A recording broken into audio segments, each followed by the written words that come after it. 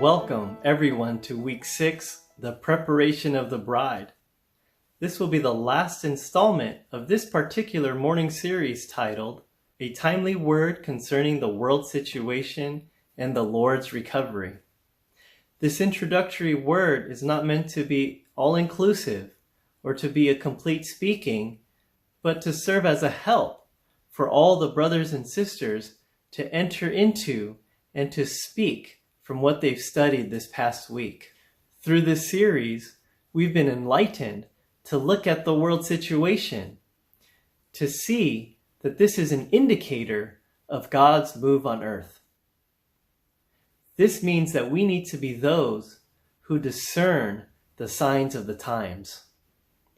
Through history, from the time of Christ's ascension to the end of this age, He's preparing to come back.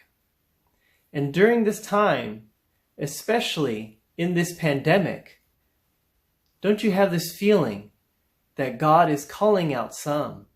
He's calling out some that would forsake everything else just to be His overcomers, to be simple and normal Christians, loving and living out Christ every single day.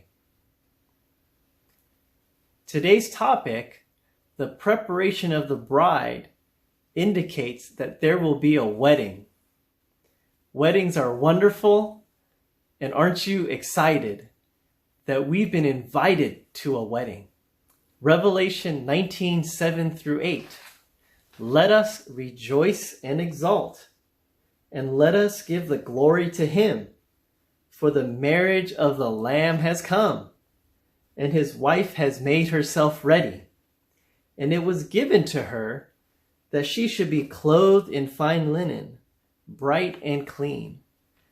For the fine linen is the righteousnesses of the saints. The marriage of the Lamb is the issue of the completion of God's New Testament economy, which is to obtain for Christ a bride, the church, through His judicial redemption and by His organic salvation in His divine life. In a typical wedding, the bridegroom is there standing at the altar waiting for his bride. But where's the bride? The bride is in the back room. She is getting herself ready. She's preparing herself, and she's putting on her wedding garment.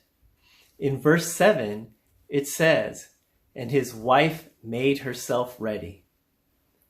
This indicates that this is a process. It is not overnight, and it's not a one-time thing.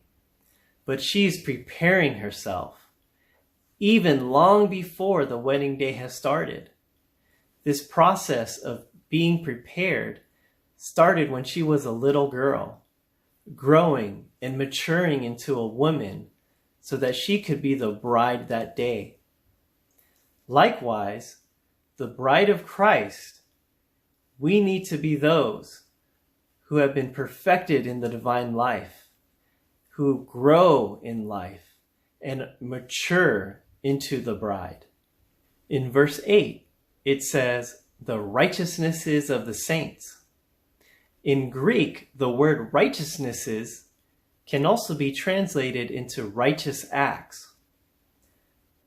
This does not refer to judicial redemption or to objective righteousnesses. Rather, this is something subjective. This is the Christ that we've received, experienced, and live out day by day. The more we live this way, the more we stitch our wedding garment. When the bride is prepared and is ready to walk down the aisle, all eyes are on her. The marriage of the Lamb is no different. In Song of Songs 1, the lover and the beloved, they both have beauty. They both appreciate one another's beauty. Song of Songs 1, verses 15-16a says, "Oh, you are beautiful, my love.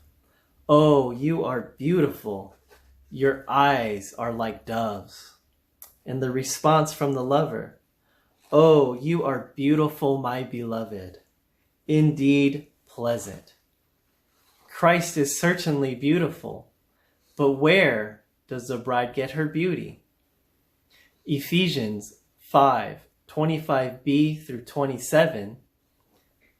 Christ also loved the church and gave himself up for her, that he might sanctify her, cleansing her by the washing of the water in the word, that he might present the church to himself glorious, not having spot or wrinkle or any such things, but that she would be holy and without blemish. The beauty of the bride comes from Christ. Christ is wrought into the church, and Christ is expressed through the church. Only Christ is our beauty. Christ shines forth from our inner being. He's the beautiful one, and he's the one that makes us beautiful. Although we are beautiful to Christ, we are terrifying and frightening to God's enemy, Satan. Song of Songs 6:4 says, "You are as beautiful, my love, as Tirzah, as lovely as Jerusalem, as terrible as an army with banners." Banners indicate a readiness to fight. It can also mean that the victory has already been won. The Lord's overcomers are terrifying to God's enemy, Satan, because Satan knows that once the bridegroom has the bride, it is game over for him.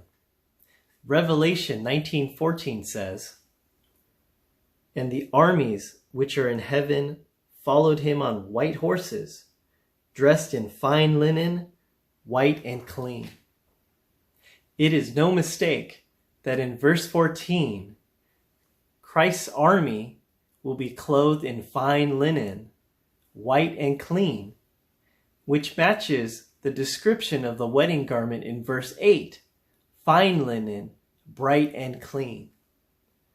The bride and the invited guests to the wedding feast will become the army who will go with Christ to fight against Antichrist and his army and to defeat the enemy.